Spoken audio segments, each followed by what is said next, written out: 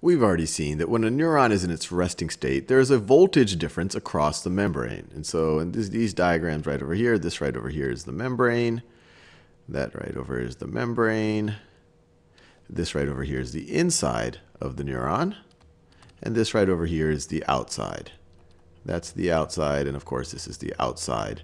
This is the outside as well. So if you had a voltmeter measuring the potential difference across the membrane, so if you took this voltage minus this voltage right over here, the voltage between this and that, you would get negative, let's say for the sake of argument, let's say it would average about negative 70 millivolts. So this is in millivolts, negative 70. So that's negative 70 millivolts. And I'll do it actually for both of these graphs. We're going to use both of these to describe slightly different, or actually quite different, scenarios. And you could have another voltmeter out here in yellow, and that's a little further out, but that's also going to register negative 70 millivolts. Now let's make something interesting happen. Let's say that for some reason, let's say that the membrane becomes permeable to sodium. So sodium just starts flooding through. It's going to flood through for two reasons. One, it is a positive ion. It's more positive on the outside than the inside, so positive charge will want to flood in. And the other reason why it'll want to flood in is because there's a higher concentration of sodium on the outside than on the inside. So just across its it'll just go down its concentration gradient. The reason why we have a higher concentration gradient on sodium on the outside than the inside, we've already seen, is because of the sodium-potassium pump. But anyway, so you're going to have this increase. You're going to really have the spike in positive charge flowing in. And then what's going to be the dynamic then inside the neuron? Well, if you have all this positive charge right over here, the other positive charge in the neuron is going to want to get away from it. It's going to want to get away from it. Other positive charge is going to want to get away from it. And so the positive charge is going, and this is not just in the rightward direction, it's really going to be in all directions. In all directions, the positive charge, they're going to want to get away from each other. So this one's going to move that way, and then that's going to make that one want to move that way, which is going to make that one want to move that way. So if we let some time pass, what's the voltage going to look like on this blue voltmeter? Well, after some time, because more and more positive charges are trying to get away from these other ones right over here, as the concentration of these positive charges spread out, you're going to see the voltage start to increase. You're going to see the voltage start to increase, and then as they fully get spread out, then it might return to something of an equilibrium. And then if we go a little bit further down the neuron, a little more time will pass before you see a voltage increase. But because this thing is just getting spread out across more and more distance, the effect is going to be more limited. You're not going to see as much of a bump in the voltage over here than you saw over here. And this type of spread of, I guess you could say, a signal is called electrotonic spread. Let me write that down. Electrotonic spread. Or this is a spread of an electrotonic potential. Electrotonic potential. So there's a couple of characteristics here. One, it's passive. This part that we drew right here, this isn't the electrotonic spread. The electrotonic spread is what happens after that. Once you have this high concentration here, the fact that a few moments later you're going to have a higher concentration of positive charge here, and a few moments later a higher positive concentration here. This is a passive phenomenon. So this thing right over here, it is passive, and it also dissipates. The signal gets weaker and weaker the further and further you get out, because this stuff just gets further and further spread out. So it's passive, and it dissipates. And it dissipates. Now let's play out this scenario again, but let's also throw in some voltage-gated ion channels right over here. So let's say this right over here that I'm drawing, let's say this is a voltage-gated sodium channel. And this one right over here, so this is a sodium channel. Let's say it opens at negative 55 millivolts. So let's see, that would be right around there. So that is when it opens at negative 55 millivolts. Let me draw that threshold there. And let's say it closes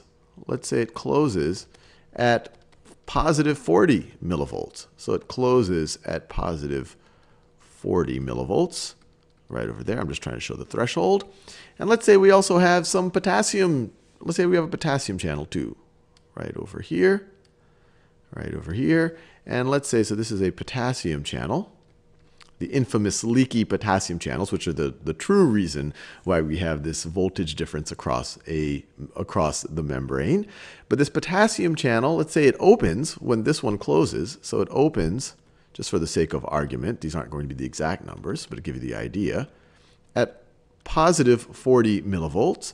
And let's say it closes at negative 80 millivolts.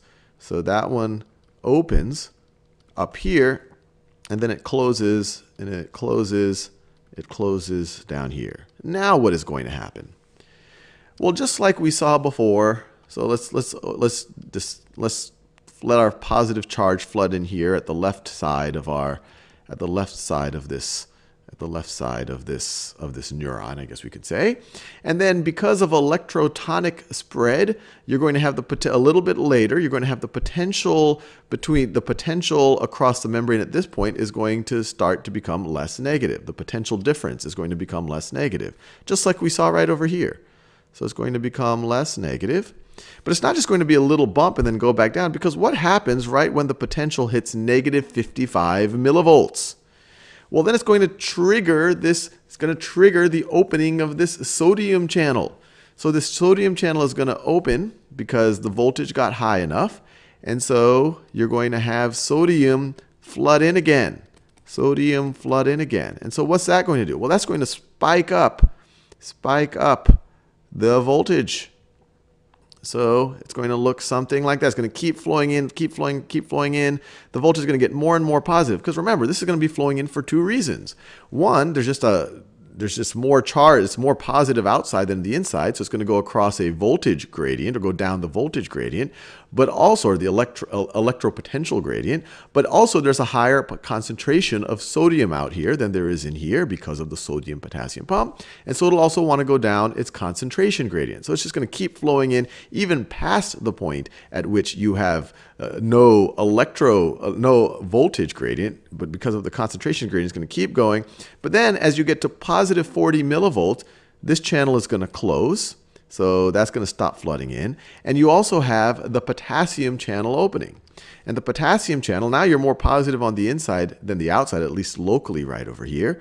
And so now you're going to have this positively charged potassium ions want to get out from this positive environment. And so the voltage is going to get more and more negative, and it's going to go beyond neutral because potassium is going to want to go down, not just its voltage gradient. It's going to do that while it's positive on the inside and negative on the outside, or more positive on the inside than it is on the outside. But it'll also want to go down its concentration gradient. There's a higher concentration of potassium on the inside than on the outside because of the sodium-potassium pump. So the potassium will just keep going out and out and out and out. And then at negative 80 millivolts, the potassium channel closes, and then we can get back to our equilibrium state. Now, why is this interesting? Well, we had the electrotonic spread up to this point, but the signal would just keep dissipating and keep dissipating. If you get if you get far enough, it would be very hard to notice that signal. And so what this essentially just did is it just boosted the signal again. It just boosted the signal. And now, a few moments later, if you were to measure the potential difference, because these things are trying to get away from each other again. Once again, you have electrotonic spread. If you were to measure the potential difference across the membrane where this yellow voltmeter is, then you're going to have, so where that yellow one is, before it had just a little dissipated bump here, but now it's going to have quite a nice bump. And if you actually had another voltage gated channel right over here, then that would boost it again. And so this kind of very active boosting of the voltage, this is called an action potential.